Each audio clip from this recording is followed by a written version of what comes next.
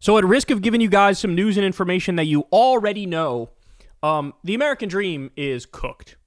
It is done. It is over. It is gonzo. It's a wrap. There is zero hope in that shit anymore. So look at this. This is from More Perfect Union. They say nearly 70% of Americans now believe the American dream doesn't hold true or never did. The highest in 15 years of polling on this topic. 70% say it's bullshit. It's bullshit. Guys, I remember doing stories. I want to say it was like maybe 2014, 2015 on this same show. I was doing stories about how economic mobility, class mobility, the ability to get up that economic ladder, social mobility, I think is what they call it technically. That statistic, it ranks higher in Canada than in the US. So another way of looking at that is Canada has the American dream more than the US has the American dream. And that was like a decade ago that we're talking about. Now it's probably only gotten worse. So here, let me give you some more. This is in the New Republic. Americans have lost hope that their work will pay off. A new economic poll shows the majority of people in Trump's America have a pessimistic view of the future. A new poll has found that Americans have lost faith in the American dream. A July 2025 Wall Street NORC survey found that nearly 70% of registered voters said that the idea, if you work hard, you will get ahead, no longer held true or never did.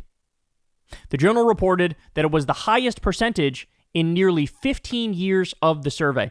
That is devastating. Because like the core myth that holds this country together is meritocracy. The harder you work, the further you go, right? So many people have a default belief in meritocracy. Well, now 70% of people are saying it's not true that if you work hard, you'll get ahead. And they're right. They're right. Want to know how I know that? Because we've seen it with our own two eyes. You guys have too. Some of the hardest working people I ever met worked 2 or 3 jobs. And guess what? They still lived at the poverty line or below it. And then there's other people who were part of the lucky sperm club who didn't work an honest day in their life, and they're fine because their daddy was rich, right? We've all seen it. We've all seen it. So meritocracy is dead. It's not. It never really existed, but it definitely now, even the perception of it is gone. There used to be, even though it wasn't real, there was a perception that maybe it is. Now, gonzo, bro, done, over. 46% of respondents said that the ideal once held true, but not anymore, and 23% said it never held true, a 5-point increase from the previous 2 years of surveys. The survey also found that pessimism was plaguing Democratic voters. 90% of Democrats held a negative view of prospects for themselves and their children, while only 55% of Republicans felt down about their futures. Look, I have to say it. I believe that the difference there is literally delusion.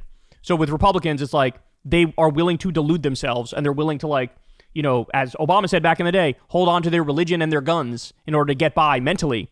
Whereas on the Democratic side, they're just being more honest. They're just saying, yeah, everything's cooked. Climate change is coming and destroying the environment completely. And we don't have economic mobility in this country. The social safety net is being destroyed. Capitalism is exploitative. Democrats just being correct here. This is just correct. So let me also give you this. Here we have Harry Enton, and he's going to talk a little bit about this exact same issue. I would say, America, we have a problem. And it's not just the Wall Street Journal poll that came out. I was looking at an ABC News poll that came out last year as well. If you work hard, you'll get ahead. That is the American dream. Never not true now. In 2010 to 2011, 15 years ago, it was 51% who said it wasn't true. Now look at this number. Woo, through the roof, 70%. Still true. Look at this, still true percentage. Falling through the floor. It was 47% 15 years ago. Now it is just 29%. So we basically had a 50-50 nation on whether the American dream was still true 15 years ago. But now it's over 2/3 of Americans who say it's never or no longer true. How does this break down? Like, what group is seeing the most pessimism or the most loss in faith of the American dream? Okay, so why has this percentage dropped from 47 to 29%? It's being driven by younger Americans. Look at this. The American dream still holds true. In 2010, age 18 to 29, it was 56%. Look at where that number has absolutely tumbled to. It has dropped. What is that? That's 35 points to just 21%. We've seen some drop with senior citizens, those 65 or older, but that's just been a drop of 53 to 41%. What is essentially going on here is the American youth have lost faith pretty much completely in the idea of an American dream. And that, of course, goes back to the idea of why there's poll after poll after poll that shows that younger people, more so than any other part of our nation at this point, have seen deepening pessimism in their personal lives as well. Is it just economics or is there something more? Okay, so this, look, if you work hard, you'll get ahead. That's the American dream, the idea of it being tied to the economy. Yeah. But I think it goes deeper than that. As I was mentioning, I think it goes into their personal lives. And this to me is it's just scary. It's just scary. Okay, what are we talking about? Have 5 or more close friends. Back in 1990, look at the 63%, the clear majority of Americans said they had at least 5 or more close friends. Look at where that number has tumbled to now. It's just 40%. So basically, we're just seeing a complete collapse of sort of the American structure, right? It's economic, yes, but it's also people in their personal lives, whether or not they have close friends. And then all of a sudden, if you feel like you work hard, you can't get ahead, you go home, you try and have friends, and you don't really have that many close friends. And get this, the percentage of Americans who have no close friends has jumped up from 3% to now 17%. 17% of Americans say they have no close friends. No wonder pessimism is really taking a hold in the American public. Yeah, so it's also lack of community, which he's touching on there, lack of meaning and purpose. People are sort of in this nihilistic, doomerist doom loop, right? And that's a perfect storm for mass shootings, anxiety, depression, anger, totally giving up hope. And it's all tied together. It's all tied together. The class war and the fact that the wealthy have been waging class war on us. What was the statistic? I just saw it the other day. Something like the top 1%. It was the new RAND study. I used to cite the old one. The new one is that the top 1%, I believe the number is they stole $79 trillion from the bottom 90%. Since the 1970s. I believe that's the number now, 79 trillion. So the old number, the old study said this was like maybe 6 years ago or so. The top 1% stole 50 trillion from the bottom 90%. And back then the number was, if the pay ratio was, the disparity was the same now as it was in the 1970s, every man, woman, and child in America would have an extra, I believe it was $1,144 every month for the rest of your life.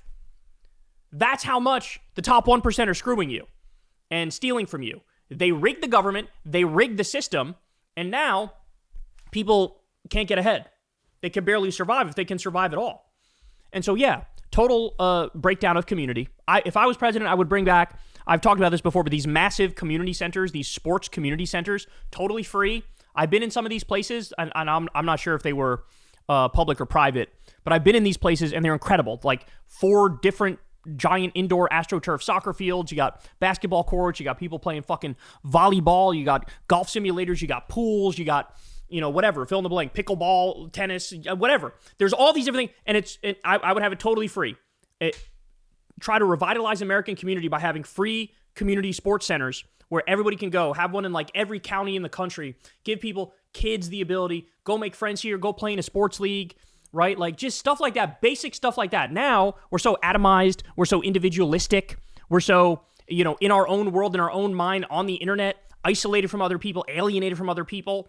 The job you work is fucking unfulfilling if you have a job at all. There's no social mobility coming out of it. Like all these things are horrible. And then to add insult to injury, like the income and wealth inequality, you can see the haves and you're a have-not, right? And so, for example, the bottom 80% of Americans hold only 7% of the wealth. Well, of course, the 80% are going to be fucking furious.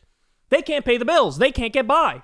Then meanwhile, you're looking at a bunch of billionaires. Did you know, by the way, 60% of billionaires came from extreme privilege? So the idea of like, oh, you can be born at the bottom and work your way to the top, that is so fucking rare. So rare. So it's not good. It's not good, the situation that we're in right now. It is not good. And, the more you dive into it, the uglier it gets. Did you know, for example, the bottom 50% of the country only holds 2.6% of the wealth? And the 3 richest billionaires have more than the bottom 50% of the public combined? I mean, no wonder society's falling apart. You didn't give people a chance. People don't have health care. They don't have an education. They don't have the material well-being to be able to, pay the bills and have some stability.